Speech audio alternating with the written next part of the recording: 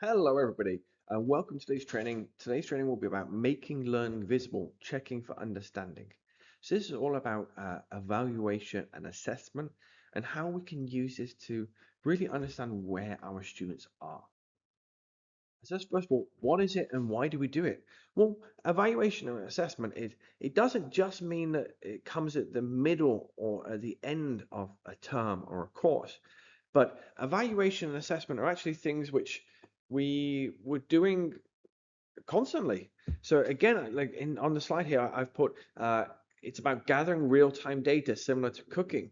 Just like cooking, you wouldn't just uh, prepare your ingredients, start cooking, put in your salt, put in your spices and whatnot, and then not taste it until the very end of the process because well, how do you know whether it's suitable for your taste or not? How do you know whether it's a good dish or it's a terrible dish?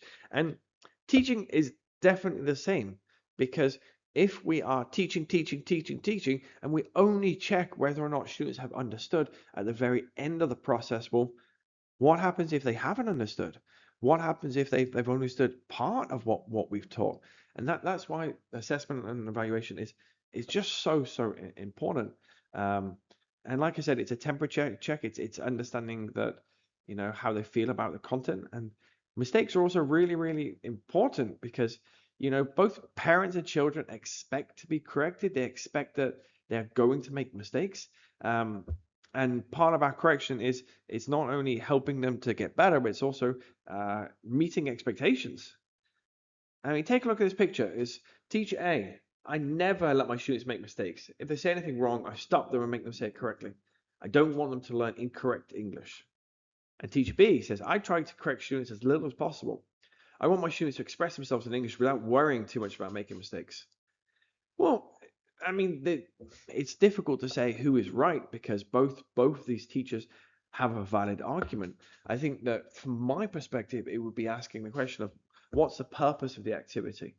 Um, I would disagree that if you correct every single mistake, it will not create confident learners. But if you don't correct any mistakes, then it could end up in the fossilization of when a mistake becomes a habit. So what's your approach? Comment down below and let me know. Okay, does everybody understand? Have you ever asked this question before? I know I've been guilty of asking this question before, and this is the most effective way to silence a room. Because in general, students are very reluctant to admit they don't understand, especially Asian students. They very rarely say, I don't get it. So what do? Well, it's all about getting visual feedback. You don't want to hear whether or not they think they understand, but what you want to do is you want to see whether or not they understand, or for them to give you feedback on their degree of understanding. You want to check that they understand by actually having them prove that they understand. You want to demonstrate their understanding. And you want to give them time to reflect because reflection is also a part of them looking back and them actively thinking of how they felt about the content of the lesson. So how can you get visual feedback? So one method is the fist to five check. And all of these methods are part of setting up a system in your class. So it's not something which will work if you just do it once every 4 weeks, but it's something which it will work if you're consistent with it. The fist to five check is where they can show you very discreetly about how they feel about the content. So a fist being that they have no idea what's going on. One meaning that they need a bit more help. Two meaning they need more practice. Three meaning they understand well. Four meaning they get most of it. And five being that they're very confident with it. This can be done with an arm scale, as I put on the slide here. Arm scale just means that they can raise their arm to the degree of how well they understand the content. This can be a good way of students all showing you how they feel about the lesson content, but they're not having to admit that they don't understand. So it's a very safe way of doing it. Another idea could be here. So they give a thumbs up. Another idea could be a checkout box or exit ticket. A checkout box is when, for example, you put a box next to your desk, and at the end of the lesson, they will either give you a comment or they will draw a face based on how they feel, or maybe you can ask them questions like, You know, what is one thing you learned today? What was one thing you found difficult today? And that this is part of the exit ticket, the checkout box, where they give you feedback based on how they felt about the lesson. And the idea is that why is it called a checkout box? Because they put something in a box based on how that they feel, and it's a very safe way of doing it. Another way of doing it is that you could have two different colors of counter. And for example, a blue color means that they feel good about the lesson. A green color means that they don't feel good about the lesson. And they could do this in a very anonymous way. And then at the end of the lesson, you could see, do you have mostly blue, mostly green? And then you know or not whether or not students have understood the lesson or whether students have not understood the lesson. And whiteboard activities. So I say mini whiteboard activities because this is a great way of seeing in a very visual way how many students have actually understood the lesson or not. Because when they're answering on the whiteboards is you can see whether they either answer very quickly and confidently, whether they can't answer, or whether they have to look around and try and copy from their friend. And this gives you information about how many students have really understood what you're doing in order for you to adjust your lesson. So checking for understanding. So you can use CCQs or ICQs. What are CCQs or ICQs? So CCQs are concept checking questions and ICQs are instruction checking questions. So what we need to do is that these are questions so we can ask students questions for them to be more proactive in demonstrating whether they understand the content or they don't understand the content. The important thing here is that the question has to be easier than the concept or the instruction that we're trying to check. So for example, if we ask, okay, what do I want you to do? Well, this is a very, very difficult question because then the student has to recall everything that you've just said. But if you ask questions like, okay, will you speak or will you write? Then it's a very easy question to answer, and it might potentially help other students who have not understood the instructions to understand the instructions. Concept checking questions, it's helping them to understand the concept. So as you can see here, she must wear a uniform. Does she have a choice? Well, no, because we look at the word must. It means that it's something she has to do. This can help them to better understand the concept you're trying to teach. Another idea is an error hunt. You can help to check for understanding based on error hunt. What you can give is you can give maybe 3 sentences and then maybe 2 of the sentences have mistakes in them and they have to try and find where are the mistakes. So often students, by identifying where the mistakes are, then it can help them to understand what the correct form is where common mistakes happen. A misconception check is a similar concept where we're using errors to help to show them about what is incorrect versus what is correct. So comparing a correct sentence to an incorrect sentence, how is the correct sentence different from the incorrect sentences? And this can help them to do something called noticing the gap between the correct and incorrect and their own personal language. Demonstrating understanding. So here are some ways in which students can demonstrate understanding effectively.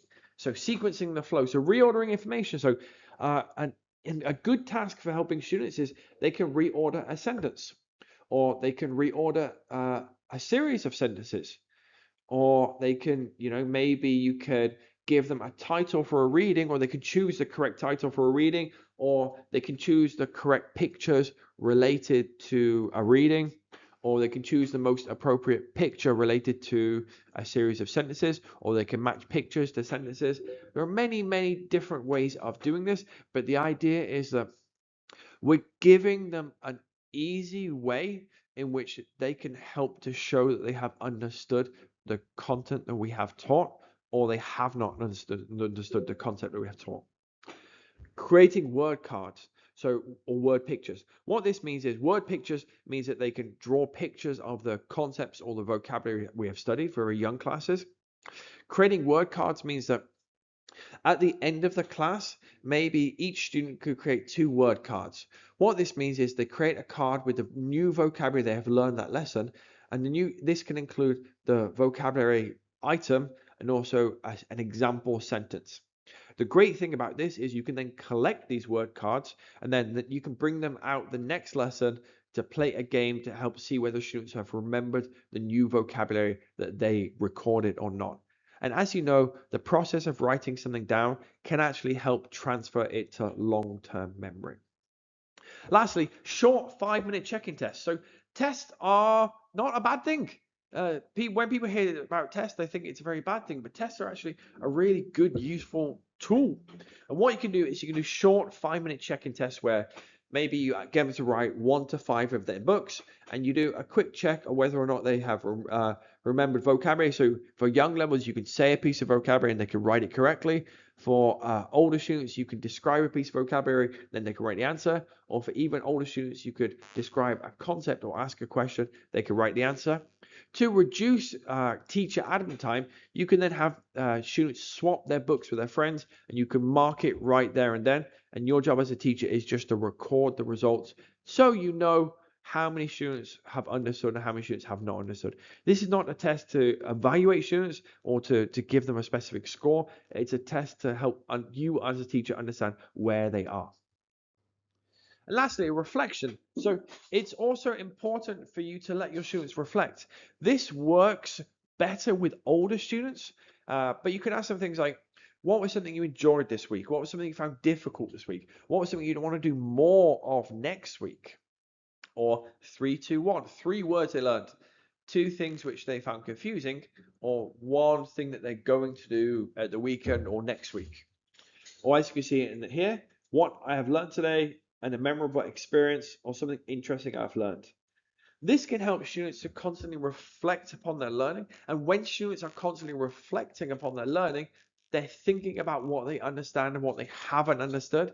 And just that process, if this is the only thing you do, then it will help them to better know what questions they have to ask or when to better pay attention because maybe it's something they're not confident with. If they're a very proactive learner, it means that they can ask for more support. If they're a very passive learner, at least it can help to show them what are areas they're good at and what areas they're not good at so they can pay more attention in the future lessons. And that is it. So assessment and evaluation, very, very important thing. Think about like the cooking example. You would never just cook a meal and taste it at the very end, but you would always taste it every time you add an ingredient to make sure that it's going the way that you want. Teaching is the same. What we need to do is make sure that we're checking non-stop. We're helping students to reflect. And this is part of the teaching process. And I promise you, this will help you and your students get better results. So yeah, give me a comment. Tell me, what did you find helpful today? And have you tried out any of these techniques and how did it go? If there are some techniques you haven't tried, let me know which ones you want to try and how successful it was. Good luck. See you in the next one.